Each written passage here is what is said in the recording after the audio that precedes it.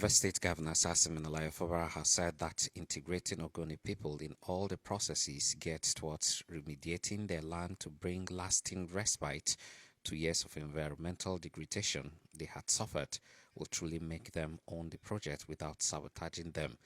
Governor Fubara made the remark when he received on a courtesy visit the Minister of Environment, Mr. Balarabe Abbas Lawal, and his delegation at Government House in Port Harcourt on Monday. The Minister of Environment was accompanied by the Minister of Regional Development, Honorable Abubakar Momoh, the UN Resident Humanitarian Coordinator, Mohamed, Malick, and HYPREP Project Coordinator, Professor Nenibarini, Zabbey. Governor Fubara noted with delight the progress reports that have been reeled out by the Minister of Environment, which indicated the seriousness given to remediating the effect of pollution occasioned by oil exploration and production in Ogoniland. So I'm happy that this administration, being led by the President Senator Balarabe, is taking this issue of Ogoni serious.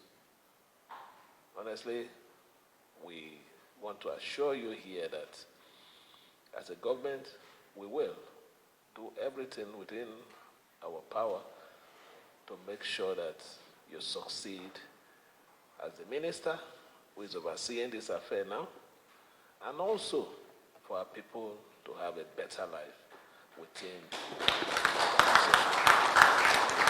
Governor Fubara said the water project that has been completed under the supervision of Hydrocarbon Pollution Remediation Project HYPREP and now ready for inauguration must be truly functional to serve the people who had suffered lack of potable water for years.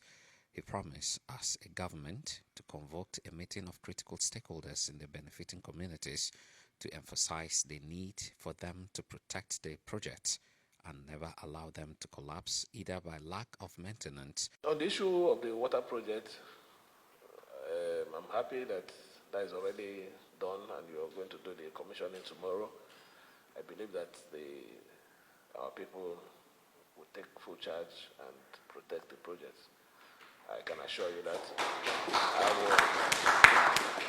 I will personally, I know I can't be there in the event tomorrow, but we'll send our reps to be there with you. We'll also have a meeting with the community and the head of the leadership of those places, because in this particular place, it's not just about the government. Authorities are somehow, it trickles down to the locals, to the chiefs, to community heads. So we'll look for a way to have a meeting with them so that they can also be part of it and make sure that these things you're coming to commission is protected. So not just after commissioning, after about a week or two, the process collapsed. So we'll try and do that for you. Governor Fubara explained that his administration paid for a metering of consumers in communities in Eleme, Tai, Kana, Gukana, and Andoni local government areas in order to ensure the availability of electricity to the people to enhance their livelihoods. Say it here without any fear of any contradiction that my administration paid for metering of Eleme,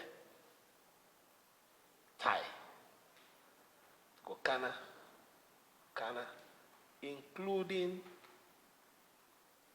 Andoni, for ease of power supply.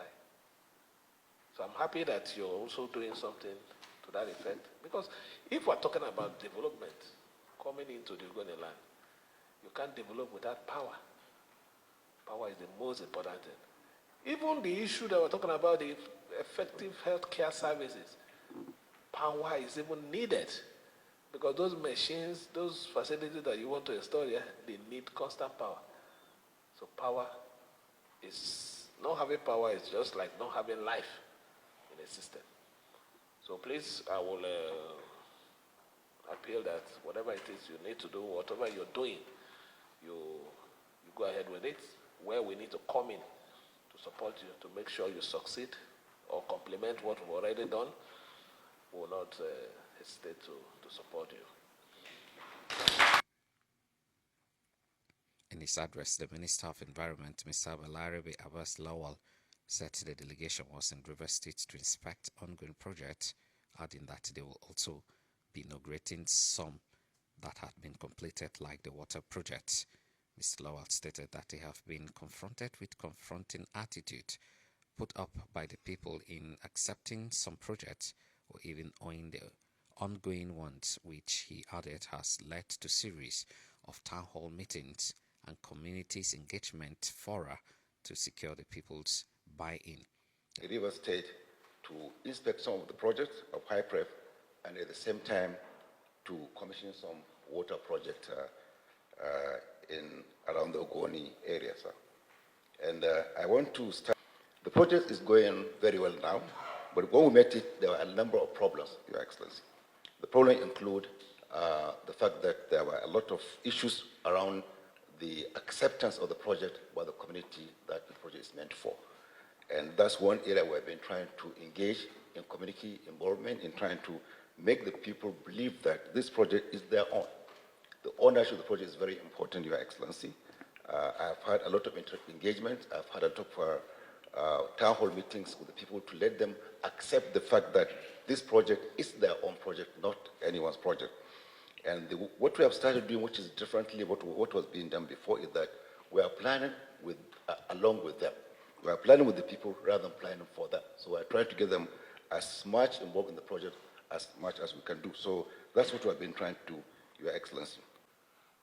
Thank you for the warm welcome we receive today. But beyond that, thank you also for the way you host the United Nations in River State as your family. I was UNICEF rep here, and returning here and seeing the building and the space that is granted for United Nations is heartwarming for me, and I just wanted to take this opportunity to thank you for that. Other than that, I think the Honorable Minister of Environment have already said, I am part of his delegation to lend the UN voice to the HYPREP and to the work that is going on in Ogoni and in Niger Delta to address the pollution, to address the contamination of the soil, the contamination and the constraint to the livelihood.